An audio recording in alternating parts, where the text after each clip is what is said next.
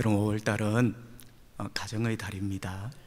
그래서 5월 한 달 넉 주 동안 행복한 우리 가족을 위하여 라는 주제로 하나님 말씀을 전하려고 합니다.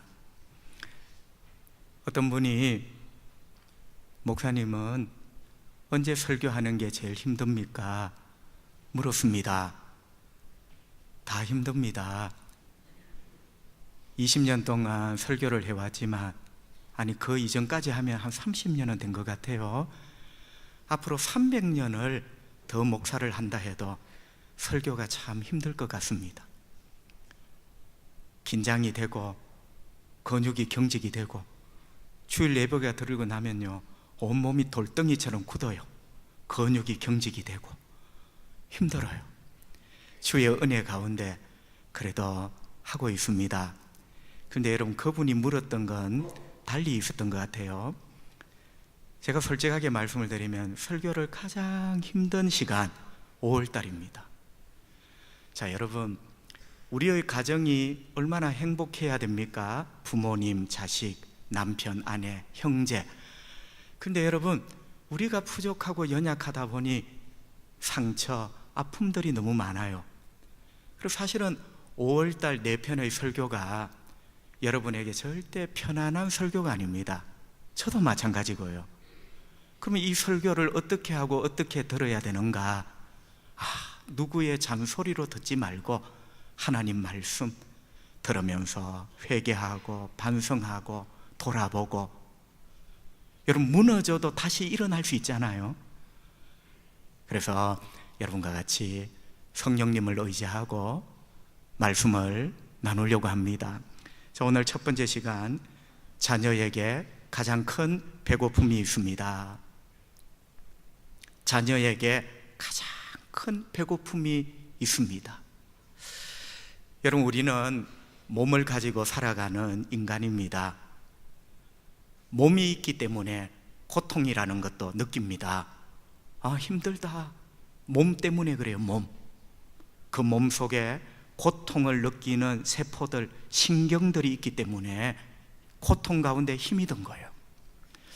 여러분, 어떤 학자들이 이런 설문조사를 했어요. 물론 딱 정확한 건 아니지만 어느 정도 사회과학적인 증거가 되는, 나름대로 당신이 이런저런 고통을 당하는데 그 고통의 치수가 얼마만큼쯤 됩니까? 물론 사람이 큰 암병에 걸려 몸이 막 통증이 밀려오는 그런 고통 빼고 말이죠. 자, 그 치수를 매겼는데 인간의 몸을 입고 살아가는 우리들이 최고로 힘든 고통이 배고픔의 고통이다. 많은 사람들이 거기에 별점을 많이 주었습니다. 배고픔의 고통, 더 적나라하게 말하면 굶주림의 고통. 여러분, 이 시대를 살아가는 저와 여러분은 잘 몰라요. 그런데 우리 아버지, 우리 할아버지 세대, 그 굶주림의 고통이 얼마나 잔인한가를 그분들은 몸소 체험을 하면서 살아오셨습니다. 자, 여러분, 이 굶주림의 고통이 왜 최고의 고통으로 별점을 제일 많이 받았느냐? 굶주림의 고통은요, 단순히 육체의 고통뿐만 아니라 정신적 고통까지 수반을 한다. 여러분, 굶주려 보지 않는 사람은 그 고통이 얼마나 죽을 고통인지 잘 몰라요. 그런데 이 죽을 고통에 정신적인 고통까지 동반이 된다. 그 정신적인 고통이 뭐냐면 비참함이래요. 자, 여러분, 굶주리면서 죽어가는 사람이, 그래도 사람이 자존심이 있고 인간의 마지막 본능이 있기 때문에 먹지 못하여 죽어가는 자기 자신을 바라보며 그렇게 비참함을 느낀다는 거예요. 그래서 굶주림의 고통이 최고의 고통이다, 이런 결과를 본 적이 있습니다. 특히 여러분, 아이들이 굶주리고 그 굶주림 가운데 힘들어할 때, 우리가 그 고통을 바라볼 때 말할 수 없이 우리 역시도 고통 가운데 불편해집니다. 지금도 굶주림 때문에 고통받고 죽어가는 수많은 아이들이 있습니다.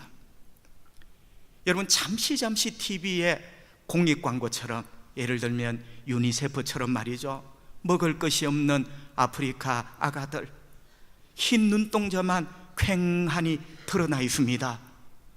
먹을 것이 없는, 저게 팔뚝인지 나무꼬챙인지 마음이 참 아픕니다. 내 자식은 아니지만 마음에 눈물이 흐릅니다.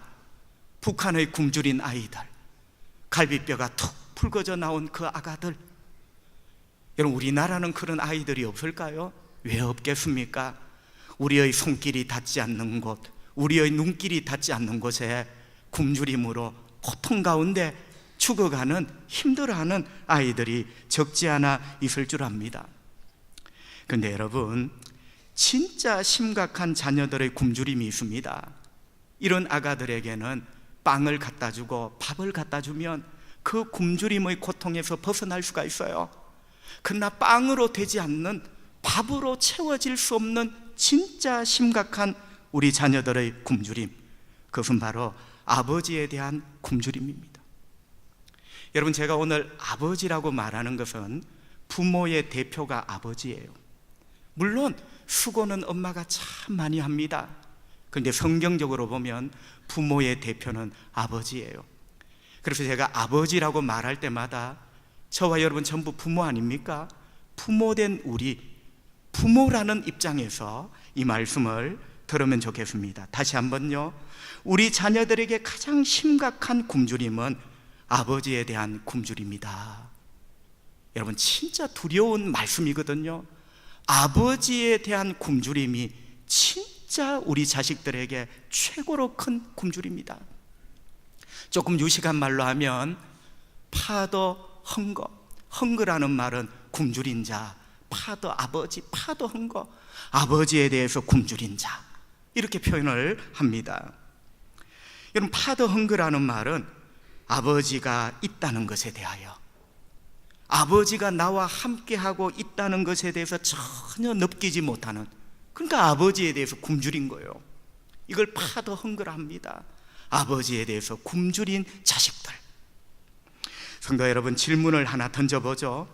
자, 굶주림으로 힘들어 하는데 그 굶주림 뱃속에 밥이 채워지지 않으면 어떻게 되죠?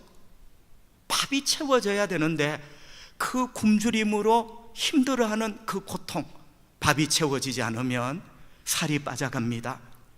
영양실조가 초래됩니다. 결국 죽음에 이르게 되겠죠. 그래서 굶주림의 고통에서 벗어나는 길은 밥을 채워줘야 된다. 그런데 여러분, 이것은 어떻습니까? 아버지에 대한 굶주림이 채워지지 않으면 어떻게 될까요? 자, 뱃속이 굶주렸어요. 안 채워지면 죽어요. 아버지에 대하여 굶주려 있으면, 크게 채워지지 않으면 어떻게 될까요? 자녀들의 내면에 구멍이 뻥 뚫립니다. 내면이라는 것은 정신세계를 말해요. 인격의 세계, 성품의 세계, 사고의 세계를 말합니다. 아버지에 대한 굶주림이 채워지지 않는 자녀는 내면에 구멍이 뻥 뚫립니다. 그리고 인생의 심각한 상처를 가지게 됩니다.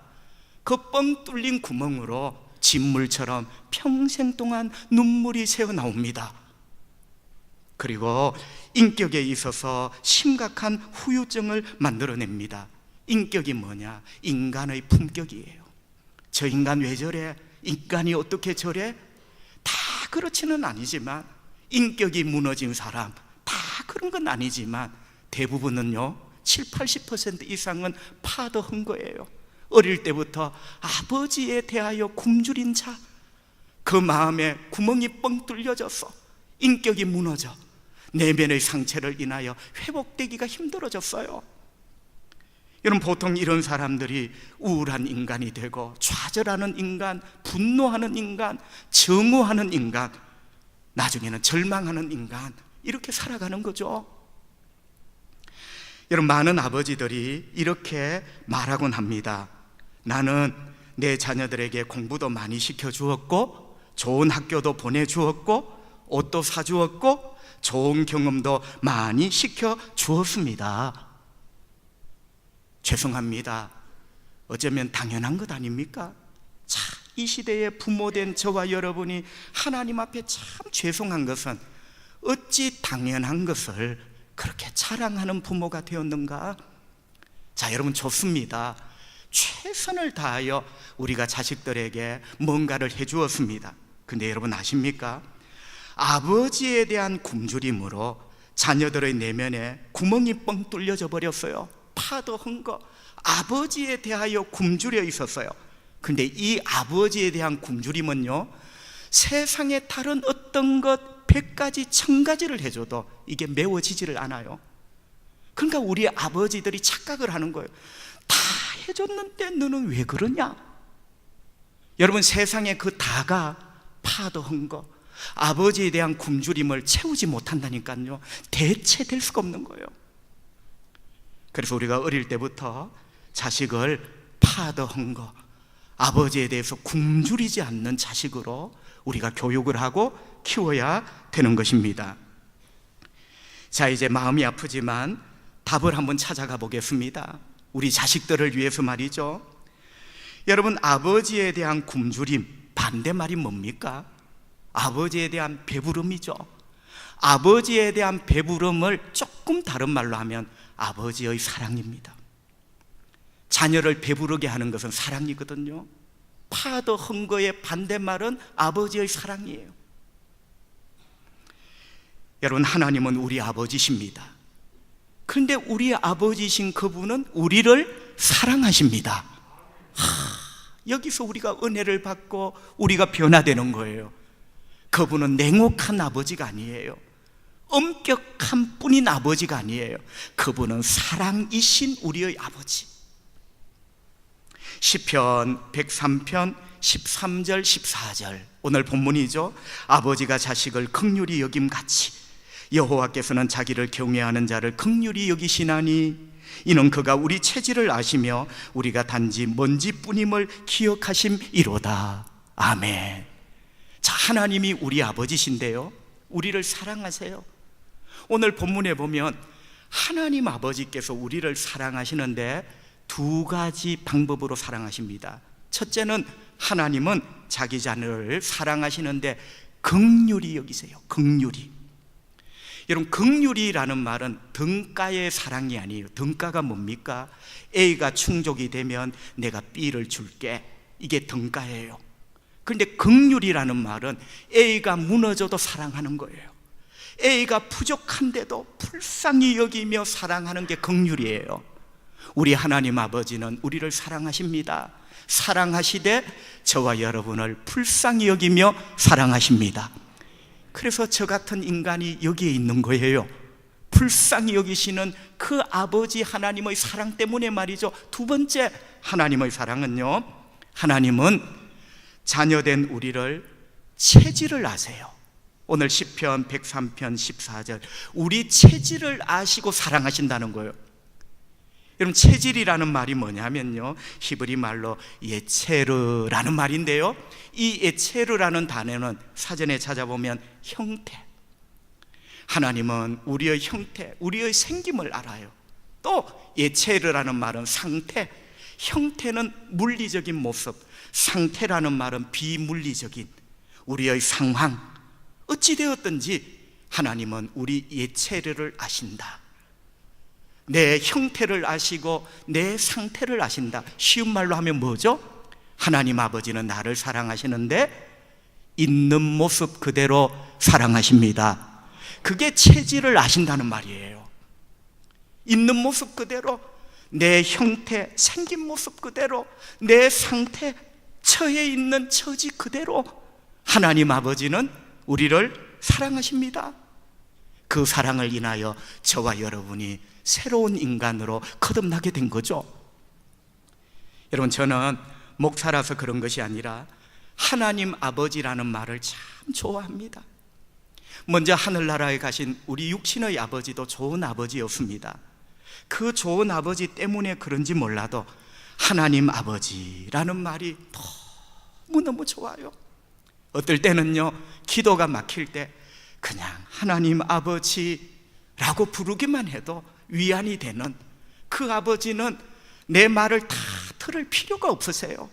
내가 구하기도 전에 나를 다 아시는, 예체로 내 상태를 아시는 아버지입니다. 하나님 아버지. 여러분 축복합니다. 여러분에게도 하나님 아버지라는 말이 좋아지기를 바랍니다. 이전보다 더 좋아지기를 축복합니다. 자, 여러분, 하나님은 왜 아버지일까요? 제가 이 설교는요 여러 번 그러나 복음이에요. 하나님은 왜 아버지일까? 하나님이 남자라는 개념일까? 아니죠. 여러분, 하나님이 아버지라는 말의 의미, 지난 시간에도 3가지를 말씀을 드렸어요. 오늘은 2가지를 더하여 5가지를 말씀을 드리려고 합니다. 왜 하나님은 아버지이실까? 첫째, 아버지는 창조자입니다. 우리 하나님은 천지와 만물을 창조하셨습니다. 그리고 육신의 아버지는 나를 낳았습니다. 자, 여러분, 분명히 배가 아프고 낳은 분은 엄마인데 성경에 보니까 항상 나를 낳은 자는 아버지가 대표예요. 아버지의 씨로 말미암아 내가 만들어진 거예요. 그래서 아버지예요. 2번째, 아버지는 공급자입니다. 마태복음 7장에 보면 구하는 자에게, 그 자식에게 어찌 아버지가 좋은 것 주지 않겠느냐? 하물며 하늘에 계신 너희 아버지께서 구하는 그 자식에게 어찌 좋은 것 주시지 않겠느냐?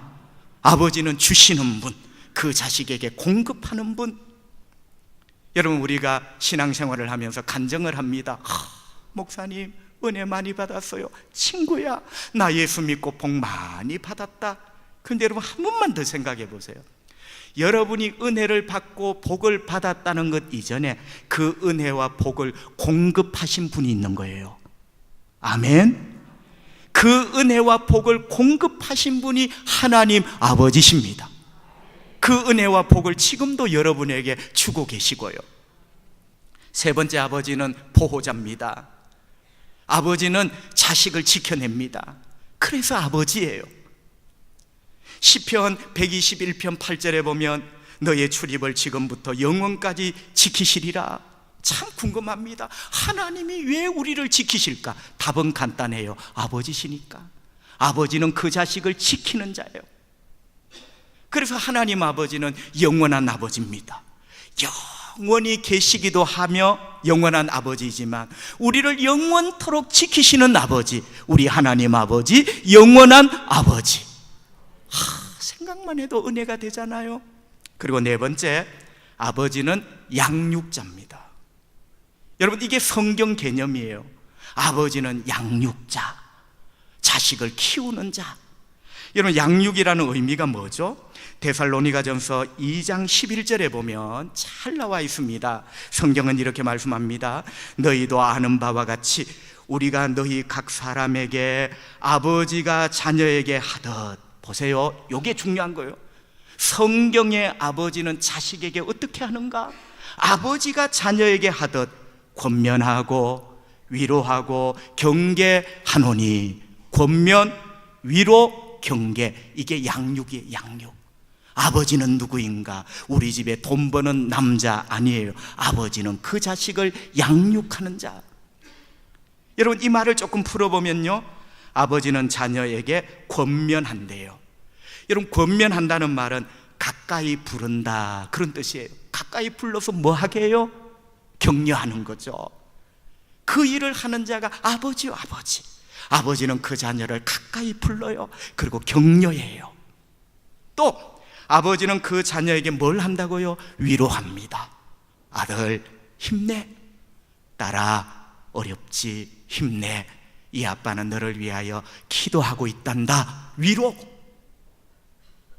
또 아빠는 뭐 하죠? 아버지는 그 자녀에게 경계한다. 경계라는 말은 이놈 조심해야 돼, 그런 경계를 말하는 것이 아니고요, 확실하게 가르치다.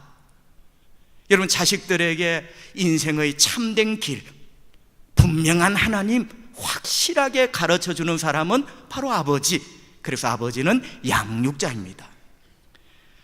여러분, 아버지라는 단어만큼 훌륭한 단어가 없는데 이 땅의 아버지 된 우리는 자식들에게 너무너무 미안할 때가 많습니다. 왜? 아버지라는 단어와 전혀 어울리지 않는 삶을 살 때가 많다는 거죠. 아버지는 창조자, 아버지는 공급자, 아버지는 보호자, 아버지는 양육자. 믿으시면 아멘. 근데 마지막 5번째가 있어요. 그러면서 아버지에 대한 단어를 마무리하는 단어가 있어요. 아버지가 뭐냐? 창조자, 공급자, 보호자, 양육자. 그러면서 마무리하기를 아버지는 언제나 나와 함께하는 자. 여러분, 성경의 마지막 아버지가 뭐냐? 언제나 나와 함께하는 자예요. 아버지는 그 자식과 언제나 함께하는 사람, 그의 이름이 아버지예요. 이사야 41장 10절, 두려워하지 말라, 내가 너와 함께함이니라.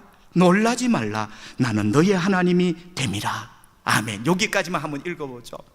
자, 여러분, 성경 곳곳에 우리 하나님이 하시는 말씀이 있어요. 내가 너와 함께할 것이다.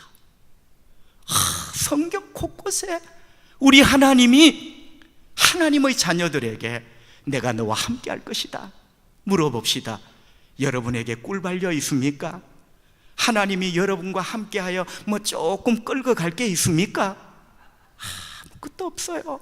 그런데 여러분, 왜 하나님은 나같이 부족하고 나같이 못난 자와 함께 하시겠다고 할까요? 답이 너무나 간단합니다. 아버지이기 때문에. 아버지이기 때문에 그런 거예요. 아버지이기 때문에 내가 너와 함께 하겠다. 여러분, 여기서 우리가 한번 생각해 봐야 될 것이 있습니다. 우리는 하나님 아버지를 믿고 만나면서 은혜를 많이 받았습니다. 옛날에 나의 인생은 이와 같지를 않았습니다. 그런데 하나님 아버지 만나면서, 우리 하나님 아버지 믿으면서 진짜 많은 은혜와 복을 받았습니다. 여러분, 그 중에 진짜 귀한 은혜가 뭘까요? 수많은 은혜와 복을 받았는데 진짜 귀한 은혜는 내가 하나님 아버지를 믿고 하나님 아버지 섬기며 살면서 하나님 아버지는 단 한 번도 나를 파도한 거, 아버지의 굶주린 자로 나를 버려두신 적이 없어요. 그 옛날 내 육신의 아버지는 부족하여 나로 아버지에 대하여 배고픈 인간을 만들어 내 내면의 상처를 뻥 뚫어 놓았지만 우리 하나님 아버지는 단 한 번도 나를 아버지의 굶주린 자 만드신 적이 없습니다. 언제나 나와 함께 계셨습니다. 나의 기도 가운데 그분은 나와 이야기하기를 원하셨고 나를 떠나지 않으셨고 수많은 은혜와 사랑으로 하나님 아버지는 함께 주셨습니다. 그 은혜, 그 사랑을 인하여 나는 새 힘을 얻었습니다. 내 내면에 뻥 뚫린 상처, 날마다 눈물이 진물이 되어 흐르는 뻥 뚫린 내면의 상처가 하나님 아버지 채워주시는 그 은혜, 그 사랑으로 메워지기 시작했습니다. 그렇지 않았더라면 내가 상처 구덩이의 인간이었을 건데 그래도 사람을 사랑하는 인간으로 변화되었습니다. 우리 하나님 아버지는 단 한 번도 나를 파도한 거, 아버지에 대하여 배고픈 사람으로 버려두지 않으셨다. 늘 나와 함께 하셨고 넘치는 사랑으로 나에게 부어주셨다. 우리가 받은 최고의 큰 은혜예요. 여러분, 이것을 뒤집어 보면 이 땅의 아버지 된 우리가 어떻게 살아야 하는가 답이 나옵니다. 자, 하나님 아버지께서 저와 여러분을 어떻게 변화시켰는가? 그 하나님 아버지 때문에 우리가 살았잖아요.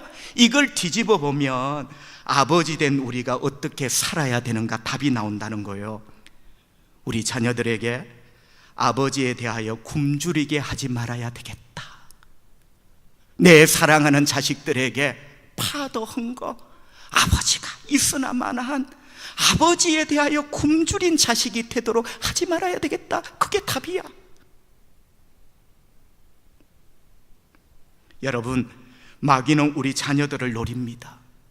우리 자녀들이 망하기를, 우리 자녀들이 인생 가운데 쓰러지기를, 곁길로 가기를, 하나님에게서 멀어지기를, 형편없는 인간이 되기를, 인간의 품격, 인격이 무너지기를 마귀는 노려요.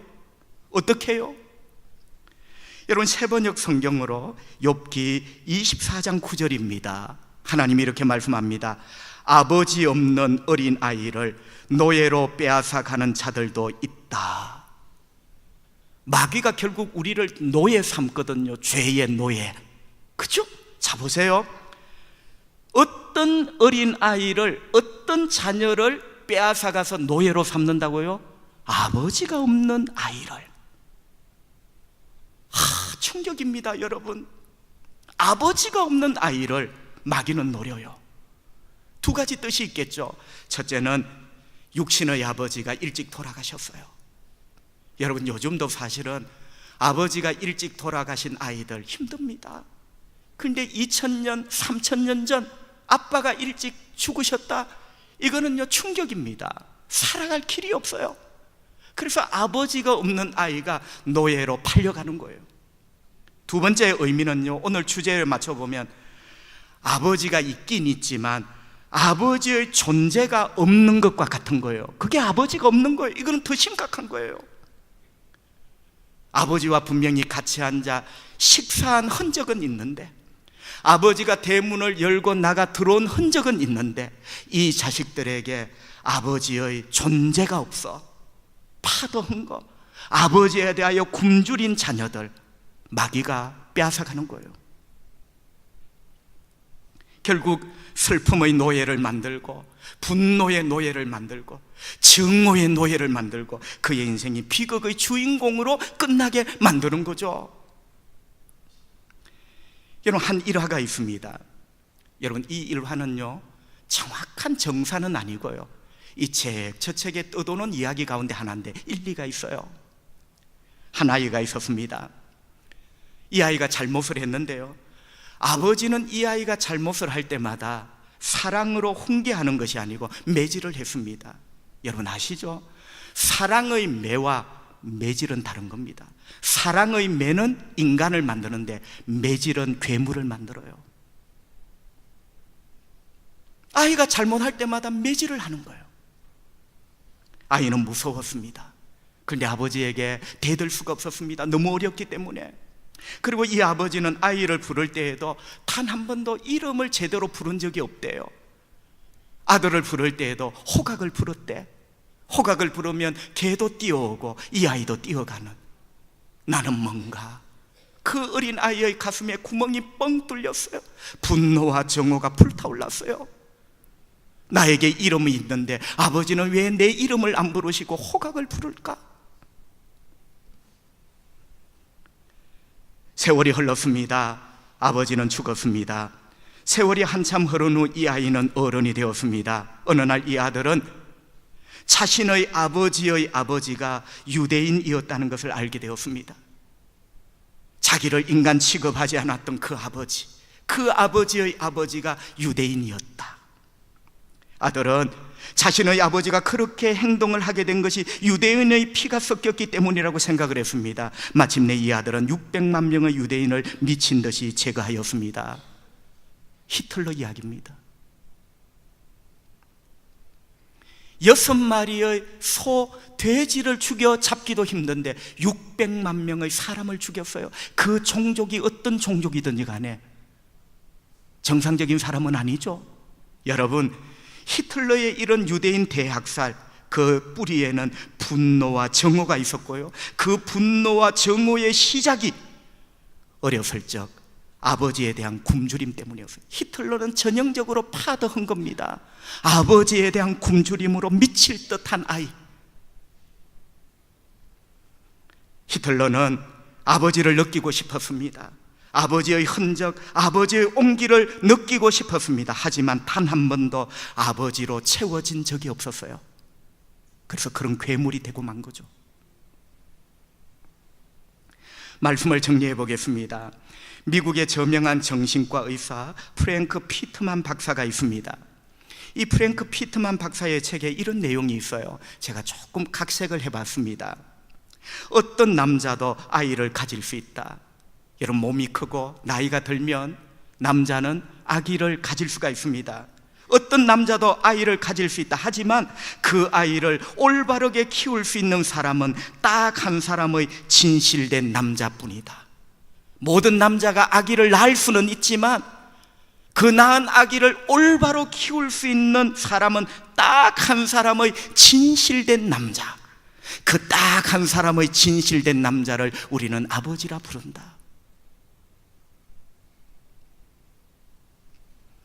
그러면서 그 책에 계속 이런 내용이 있습니다. 자녀를 올바르게 키울 수 있는 딱 한 사람의 진실된 남자, 그 아버지는 자녀들을 결코 파더헝거, 아버지에 대하여 굶주린 자로 만들지 않는다. 그리고 그 딱 한 사람의 진실된 남자 아버지는 절대로 이런 말을 하지 않는데요. 세 가지. 첫째, 자식을 파더헝거, 아버지에 대하여 배고프고 굶주리게 만들어 놓고, 이놈들아, 이 아버지가 그냥 그랬겠나? 아버지가 너희들 안 돌보는 대신 이렇게 수고를 해서 이렇게 일으킨 것 봐. 그 아버지는 절대 이 말을 안 한대요. 이 말을 해서도 안 된대요. 왜? 우리의 자식은 그 어떤 것과 대체할 수 없는 것. 그 진실된 딱 한 명의 남자 아버지는 또 이렇게 말하지 않는데요. 왜 그래? 남자들 다 그러잖아. 남자들 밖에서 나가서 일하는데 이놈아, 너와 같이 있어줄 시간이 없어. 딱 한 사람의 진실된 그 남자는 절대 이 말을 하지 않는다. 아버지가 돈을 벌고 땀을 흘리는 거 훌륭한 일입니다. 하지만 그 짜투리의 시간에 최선을 다하여 우리 자식들을 파더한 거, 아버지에 대하여 굶주린 자로 만들지 않는. 그리고 마지막 세 번째는 이거죠. 나도 그렇게 컸어. 아버지의 상처죠. 나도 우리 아버지한테 그렇게 컸어. 딱 한 사람의 진실된 남자 그 아버지는 나도 그렇게 컸다는 말을 절대로 하지 않는다. 그럼 어떻게 해요? 그 아버지를 용서하고 그 과거를 이겨내고 내 자녀들에게 나도 그렇게 컸다는 말 대신 내 자녀들에게만은 아버지에 대해서 굶주리는 자식을 만들지 말아야 되겠다. 몸부림치며 기도하는 그 남자, 그 남자가 바로 아버지다. 성도 여러분, 하나님은 완벽하지만 우리는 완벽하지 않습니다. 우리는 하나님처럼 완벽한 아버지는 될 수가 없습니다. 죽었다 깨어나도 완벽한 아버지는 될 수가 없습니다. 하지만 신실한 아버지는 될 수가 있습니다.